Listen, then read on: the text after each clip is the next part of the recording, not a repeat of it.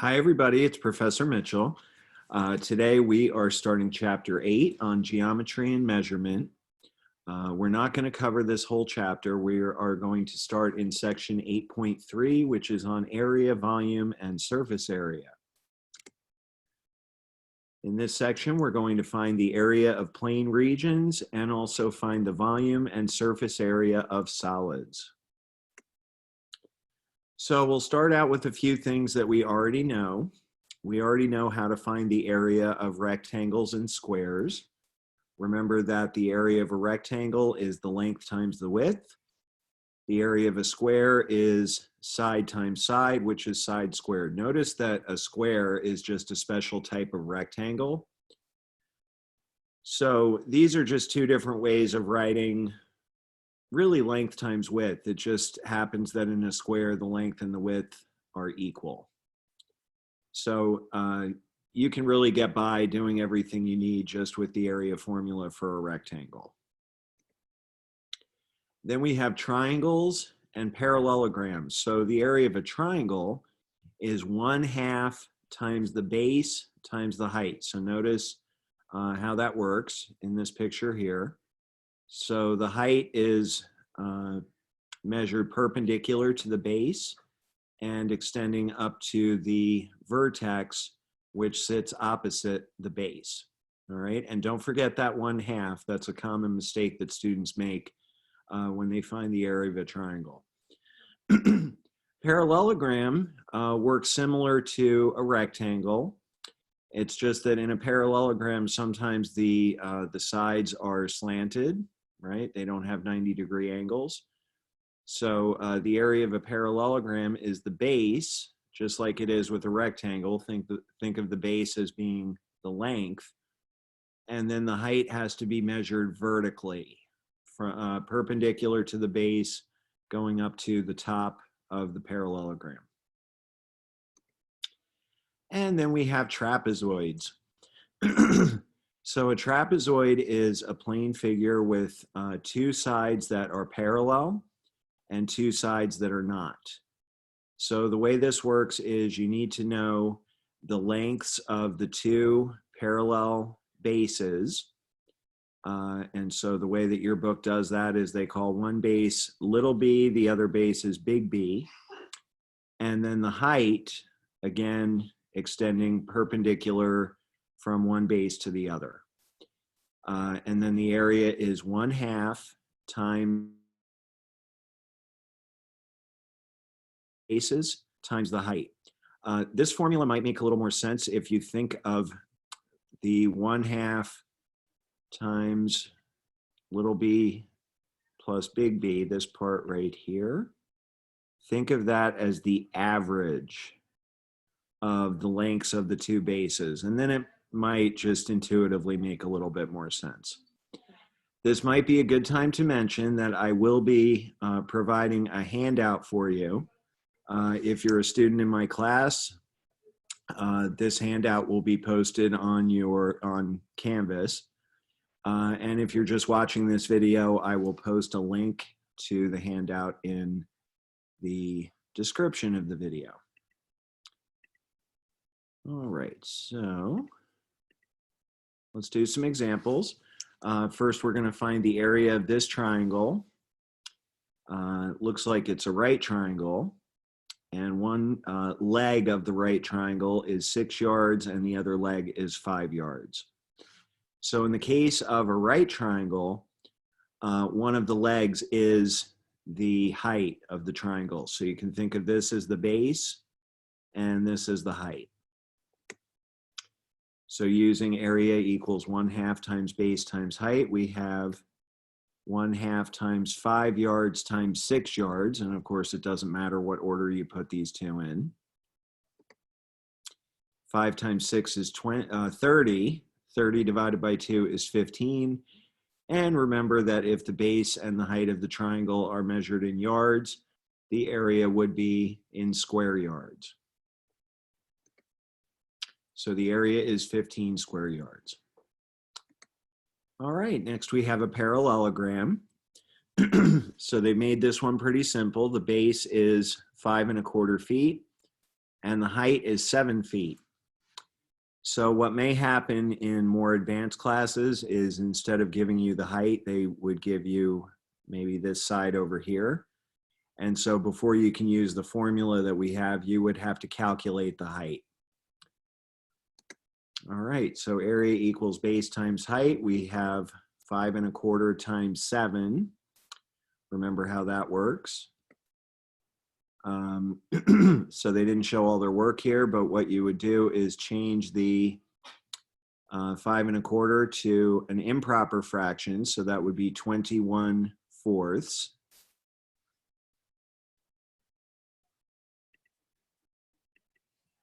All right, so I thought it would be helpful if I maybe showed some work here. So 5 1/4, I'm going to change that to 21/4, 5 times 4, and then add 1. So 21/4 times 7, I'll change 7 into 7 over 1. It's a little awkward. I didn't make it fancy, you know, with the fractions written vertically, so that would have been a little clearer, but I think you're experts at this by now. 21 times 7 is 147. 4 times 1 is 4. And then if you do the long division, 4 into 147 is going to go 36 times with a remainder of 3. So the area of this parallelogram is 36 3/4 square feet. Remember to put the correct units on the answer. All right. Next, we have a trapezoid. So the two bases of the trapezoid are 5 meters and 9 meters. The height is 4 meters. So using this formula, 1/2 times the sum of the two bases times h, we have 1/2 times 9 plus 5, and then times 4. 9 plus 5 is 14. 14 times 4 is 56. 56 divided by 2 is 28. So the area is 28 square meters. All right, next we have the area formula of a circle. This is definitely something you've seen before. Remember that the area of a circle is pi times the radius squared. Now you have several options for what to do with the pi. And sometimes they will specifically ask you in the problem which way they want you to do it. You can use a fraction approximation for pi, which is 22/7, or you can use a decimal approximation for pi, which is 3.14. You have a third option, which is probably the best option of all, and that is if you have a scientific calculator. Your scientific calculator should have a pi button right on it, and that's going to use a very, very precise value for pi. Okay, but don't do it that way unless they ask you to. Okay, so in this problem, they're not really being specific. In the homework, they will be a little more specific. It's saying find the area of the circle, and the radius is 2 centimeters. So area equals pi times radius squared. And they forgot the exponent on this 2 centimeters. So let's stick that in there. Didn't notice that when I looked at this earlier. All right. So that gives us pi times 4 square centimeters. This is actually the exact area of the circle, 4 pi square centimeters. Okay. So they're approximating it using 3.14 for pi. 3.14 times 4 is actually exactly equal to 12 56/100. So the approximate area of this circle would be 12 56/100 square centimeters. But again, pay attention to the directions on the homework problem, because they will tell you whether to use an approximate value for pi or give an exact value. Okay, so the area is about 12 56/100 square centimeters. All right, that brings us to solids. So solids are, of course, three-dimensional figures. So we'll start with the simplest one, a rectangular solid, like a box. So a rectangular solid, it's kind of like the three-dimensional version of a rectangle. Instead of doing the length times the width, you're going to do the length times the width times the height for the volume. So volume is length times width times height. And then the surface area, this is a pretty easy formula to understand. So surface area is just what is the area of all the surfaces. So this is like if you wanted to paint the box or gift wrap the box, this would be the important thing to know. So for example, this 2LH term comes from the fact that there are two sides of this box with an area of length times height. So in this picture, that would be the front and the back. And then the 2WH term, there are two faces that have area equal to width times height. That would be the left side and the right side. And then finally, there are two sides that have area length times width. That would be the top and the bottom. So noticing things like that just makes the formula easier to remember. But as I said, I don't want you to worry about memorizing these, or at least not most of these, because you will have a handout that has all these formulas on it. Okay, next we have an example. So they're asking me to find the volume of a box whose length is 8 centimeters, width is 4 centimeters, and height is 4 centimeters. So you just multiply all those numbers together. 8 times 4 times 4 is 128. And the units for this answer would be cubic centimeters. All right, that is a unit of volume. And now they want me to find the surface area of the same box. So for this, it might be helpful to actually label the three numbers. So like this one here is the length. This one here is the width. And this one here is the height. Because this is kind of a more complicated formula. It's easy to get things mixed up if you're not clear on what goes where. So we have 2LH plus 2WH plus 2LW. That gives us 2 times 8 times 4 plus 2 times 4 times 4 plus another 2 times 8 times 4. 64 plus 32 plus 64 is 160. Surface area is an area. It is not a volume. So the units for this answer will be square centimeters. All right. Okay, a cube is just a special type of rectangular solid, just like a square is a special type of rectangle. So in the case of a cube, the length, the width, and the height are all equal. So instead of doing length times width times height, you can do side times side times side, which is just side cubed. And because the 6 faces of the cube are all equal, they're all squares with area s squared, the surface area of a cube is just 6s squared. All right, that brings us to spheres. So a sphere is like a globe or a baseball, you know, kind of a three-dimensional circular thing. So this is one that, again, will be on the handout.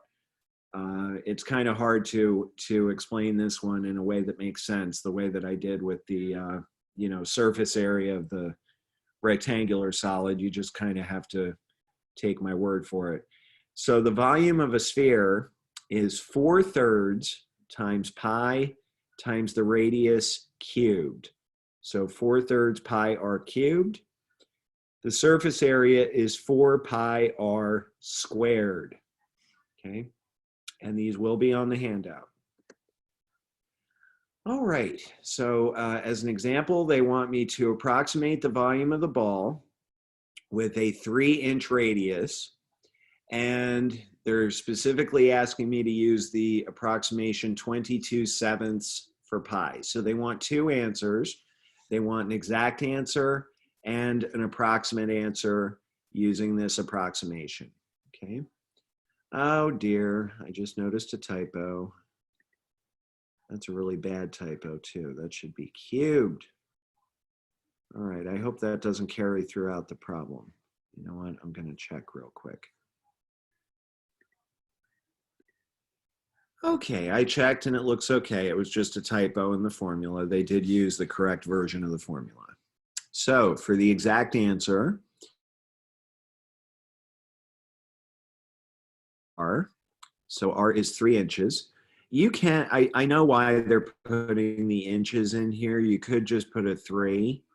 I think the reason they're putting the inches in here is because they feel it will help you remember to put the correct units on your answer. So just remember that the cube of 3 inches would be 27 cubic inches. So when those inches are inside the expression being cubed, the unit also gets cubed and it turns into cubic inches. So now we do 4/3 times 27, and this time they did show their work. So we can get rid of these 3's, and that's going to come out to 36 pi cubic inches. That is the exact volume. Now to find the approximate volume, they did ask us to use 22/7 for pi. So we'll replace pi with 22/7. Notice the approximate symbol here. 36 times 22/7. You just multiply across, stick the 1 under the 36, if you find that helpful. All right, and then 36 times 22 is 792. So the approximate volume comes out to 792/7, which as a mixed number is 113 1/7 cubic inches. That would be the approximate volume. Okay, let's clear out my scribble here. So the next type of solid that we're going to talk about is a circular cylinder. This is like my can of soda here. So to find the volume of a circular cylinder or to find the surface area, you need to know the radius of the base. The reason it's called a circular cylinder is because the base is a circle times the height. You need to know the radius and the height. So the volume is pi r squared h, and the surface area is 2 pi rh plus 2 pi r squared. Again, will be on the handout. All right, approximate the volume of the can. Use 22/7 for pi. Give an exact volume and an approximate volume.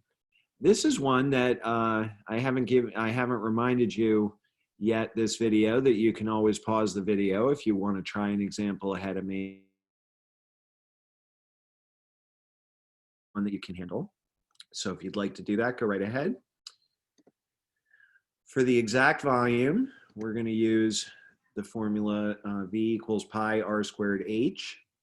R is 3.5, which they have changed to 7/2, and the height is 6. So we have pi times 7/2 squared times 6. All right, now let's talk about what they did here. So they squared the 7/2. 7 squared is 49. 2 squared is 4. So I just want to be clear about what went where. So they took this 6 and they rewrote it as 2 times 3. And then after they squared the 7/2, they got 49/4. And you can see exactly where the 49 went. They broke the 4 into 2 times 2 because now they're getting ready to simplify the fraction. Okay. I don't think you probably need all this explanation because, again, you are an expert at this part. Okay. But I figure it can't hurt. All right, so what are we going to do now? We're going to cancel the 2's. And that is going to leave me with, uh-oh. Oh, they did that part already. Okay. 147 over 2, which as a mixed number is 73.5. So you can either write this as 73.5 pi cubic inches or 73.5 pi cubic inches. Or I suppose you could even leave it as 147 pi over 2. That would be okay. That is the exact volume because it still has the pi symbol in it. So to find the approximate value, we're going to take that 73.5 pi, change it back to 147 over 2 so that we can multiply it by 22/7. So now we'll write 22 as 2 times 11. We'll write 147 as 21 times 7. And that way we can get rid of all of our common factors. There they go. That leaves us with 21 times 11, which is, no, I don't think that's right. One moment. Okay, so they had a typo there. They had some other number. Of course, 21 times 11 is 231 cubic inches. So that would be the approximate volume of this. I guess that's a soup can, chicken and dumplings. All right. Let's see what's next.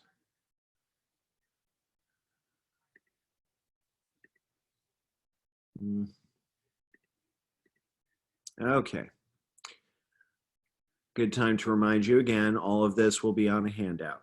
All right. So cones, you know what a cone looks like. To find the volume or the surface area of a cone, you need to know the radius of the base and also the height. So the volume of the cone is 1/3 pi r squared h. Looks just like the volume formula for a cylinder, except with a 1/3 in front. So that's the volume. The surface area is kind of ugly. The surface area is pi times r times the square root of r squared plus h squared. And then you have to add pi r squared. So I would never even think about making you memorize that. And then you have a square-based pyramid, which is kind of the same concept as a cone. So the volume of a square-based pyramid is 1/3 times the side squared times the height. So 1/3 s squared times h. Now I need to explain this surface area to you a little bit. It says the surface area is B, but they haven't explained what any of that is. So B is the area of the base.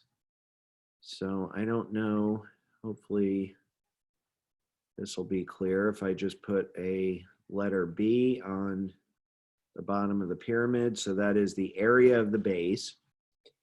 P stands for the perimeter of the base. Okay. Now, personally, I don't see why they wouldn't just, we know exactly what the perimeter of a square is. A square-based pyramid has a square as its base. So you could replace this P with 4S. And if it was me setting this up, that's exactly the way I would have done it. And then L is called the slant height. So what L is if you take the distance going right down the side of the pyramid, okay, that length, they're calling that L. Now, if they had used this slant height concept for cone, they could have made this formula here look a whole lot prettier. It's kind of inconsistent the way they did it, but anyway, so that's L, okay? All right, all of this will be on the handout. Okay, so for our next example, we will approximate the volume of the cone. Well, actually, we'll find the volume of the cone. because they want an exact answer and also an approximate answer. And this time they are using 3.14 for pi instead of 22.7. So I think that's a little more common. So remember, the volume of a cone is 1/3 times pi r squared h. R is 3 centimeters and h is 14 centimeters.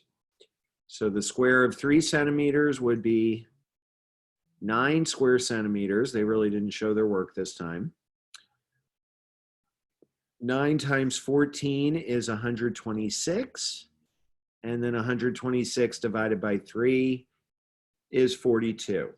So the exact volume of the cone is 42 pi cubic centimeters. And then they have these labels backwards. Okay, they had the exact and the approximate labels mixed up. I have to say, these PowerPoints are usually really good about not having typos, but I found quite a few in just this one. So maybe they were tired that day. All right. So the exact volume is 42 pi cubic centimeters. So now to find the approximate volume, we're going to replace pi with 3.14. 42 times 3.14. Please, please, please feel free to do this kind of thing on the calculator. 42 times 3.14 is 131.88. So the volume of this cone is approximately 131 and 88/100 cubic centimeters. And that is finally the end of section 8.3.